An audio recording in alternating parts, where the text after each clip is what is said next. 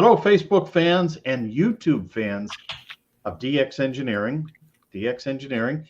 It is Thursday afternoon here in the Eastern time zone of the USA.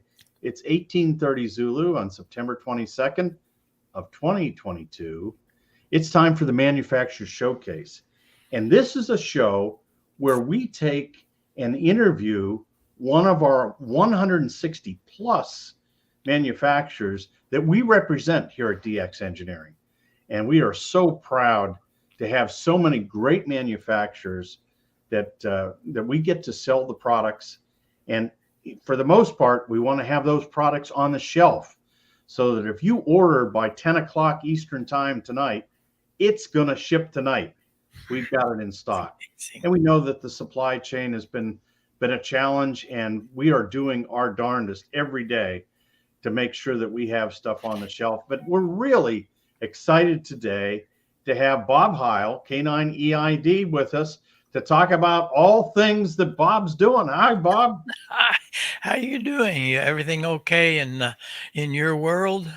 Everything is great out here in Ohio and Pennsylvania.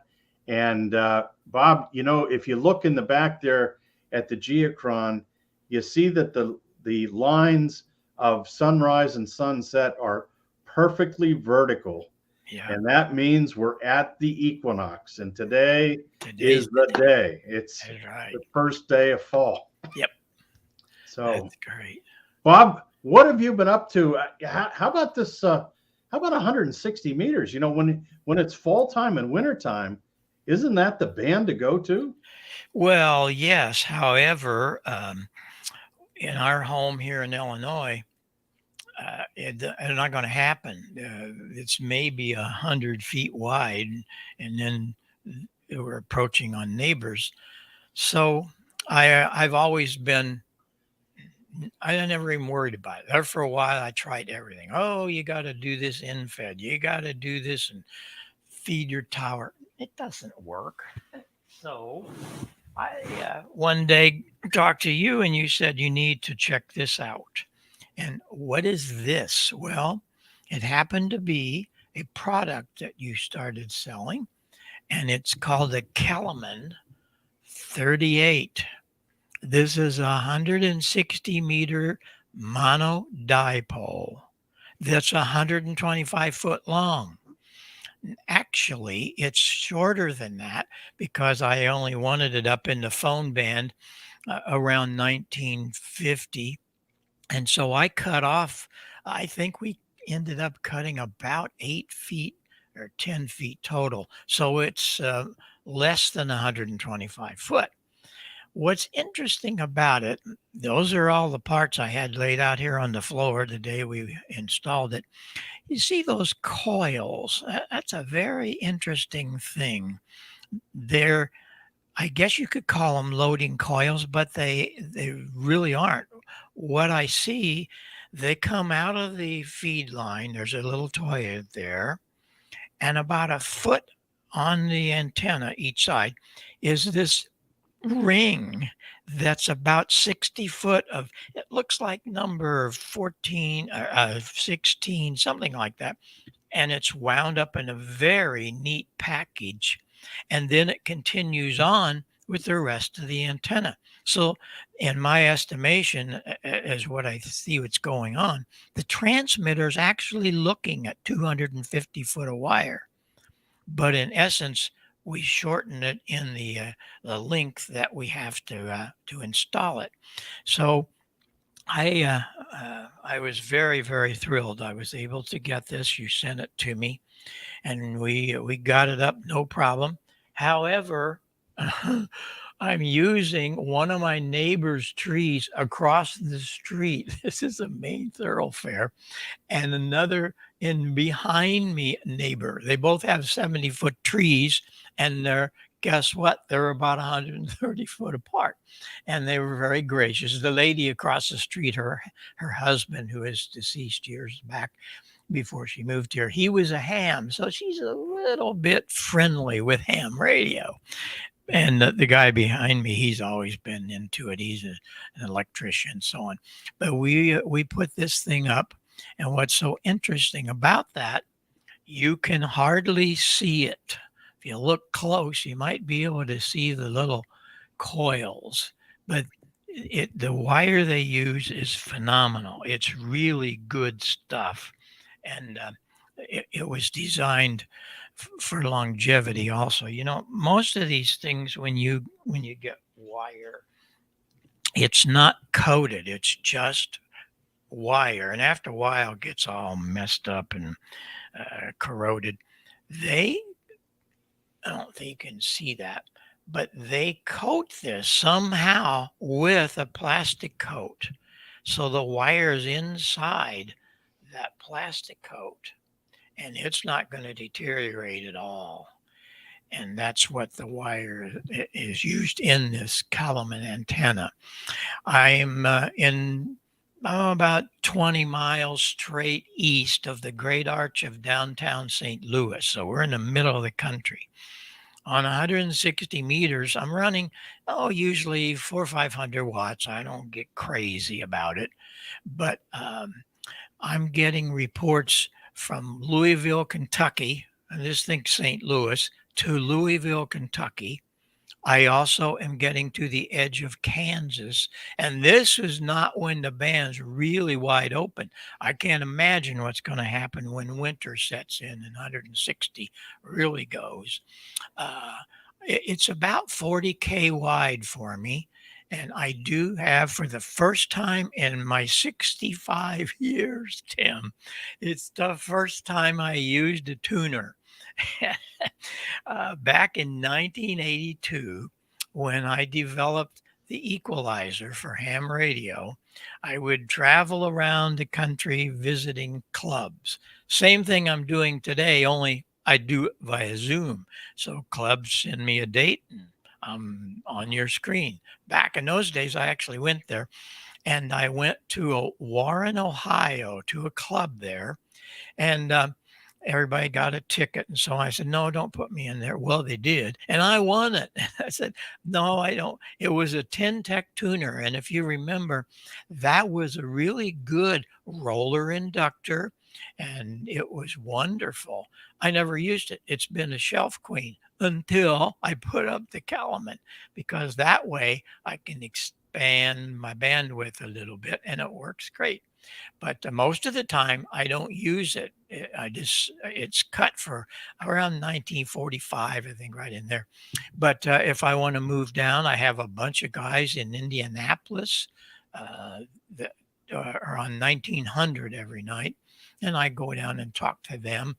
And I got another guy up at 95, and I talk to those guys.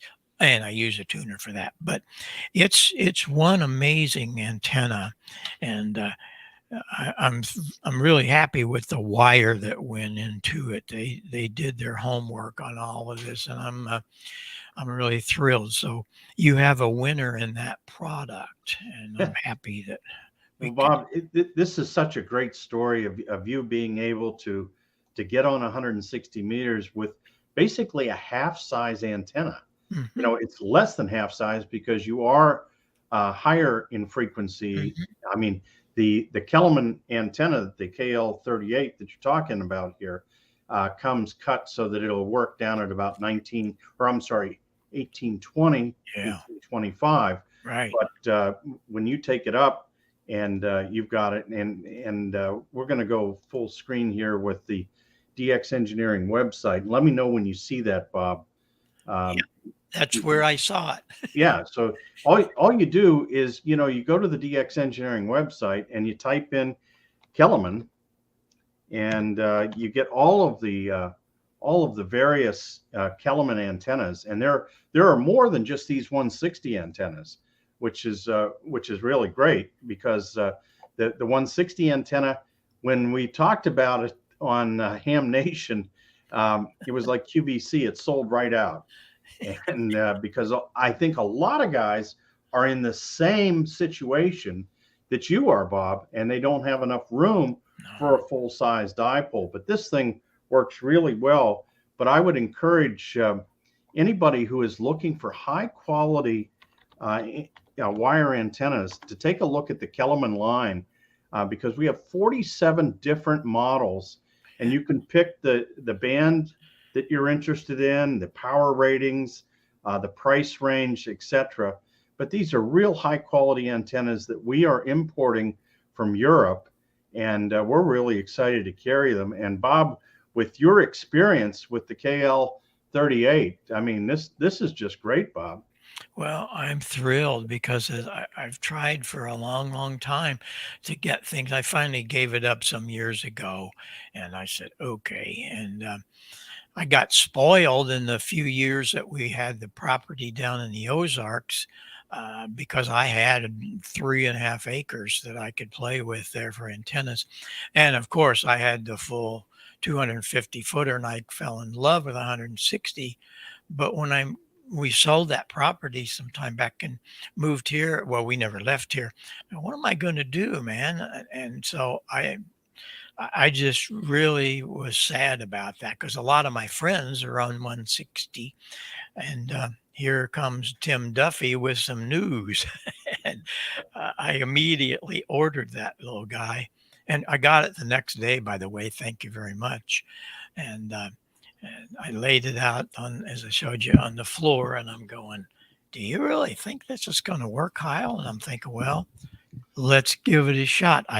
You'll notice I bought a couple 100 foot of RG58X from you.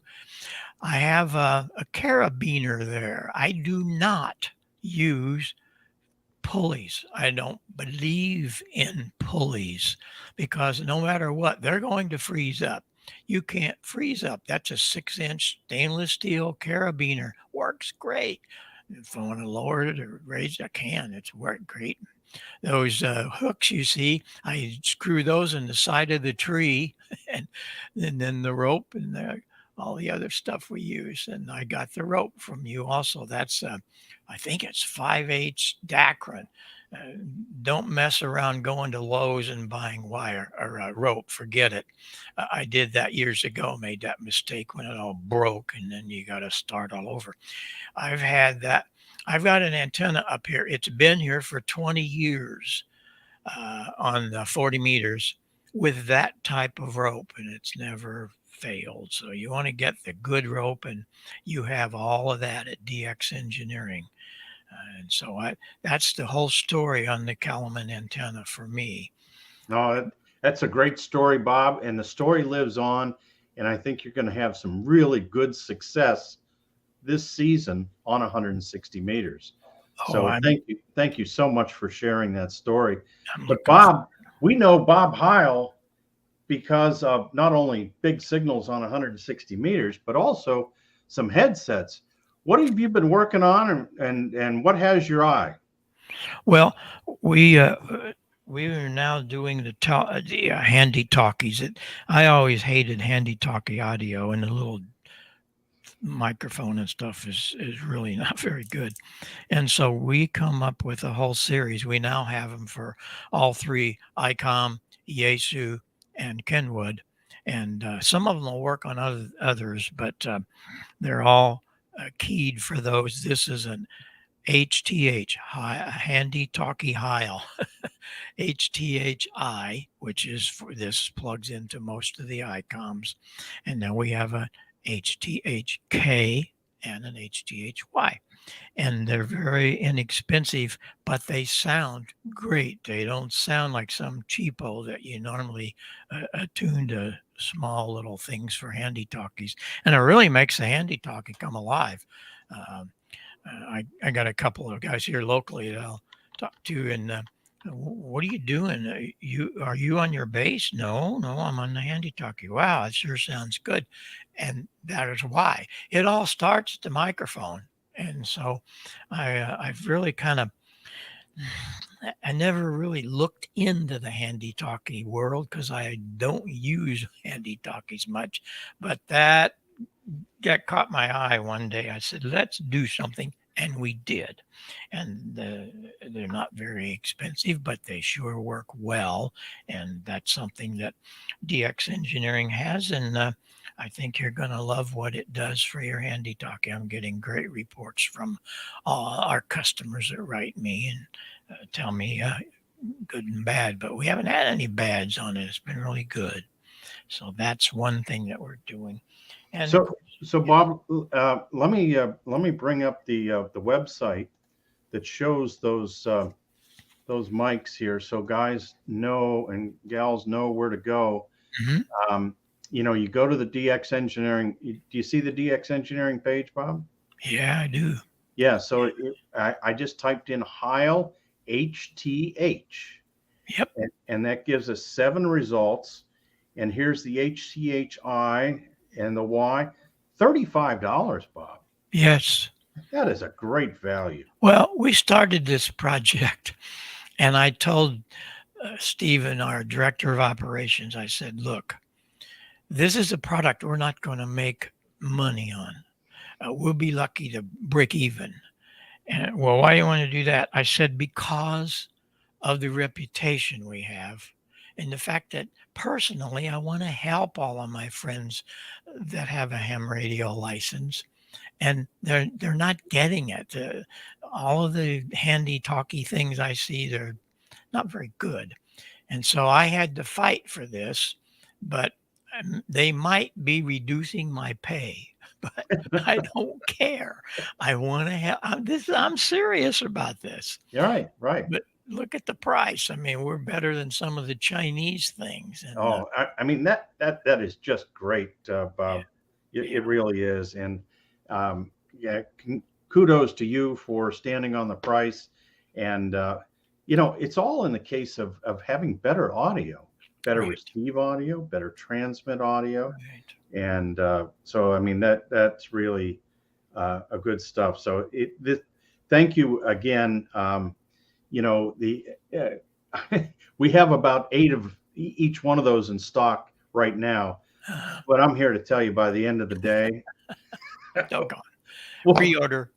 yeah, we'll be sold out. Well, the other side of that, my thought is many people that get into this hobby are told, here's a handy talkie. Go enjoy ham radio. Oh, wait a minute. Not quite. You're only getting a portion of it. But in the beginning, before you upgrade your license and get into uh, phone bands and CW and so on, in that beginning, one thing comes to mind that you have great audio with Heil Sound. And that's something I've lived hard on. I really, really wanted to make sure that when you hear and see our name, you equivocate that with good audio. And we continue to do that with all products. And I thought this is a really neat introduction for our product to those that are just first hearing about Heil Sound. And when they upgrade and get their 7300 or they get a 7851 or whatever, they're going to probably look at Heil Sound first. And that's what we try to do with all of this, Tim. Right. Well, I mean, look at Heil Sound to get really good audio, and look to DX Engineering for us to have it on the shelf You got so it. we can ship it tonight. Yeah. And of course we're shipping now out of Sparks, Nevada, in addition to Talmadge, Ohio.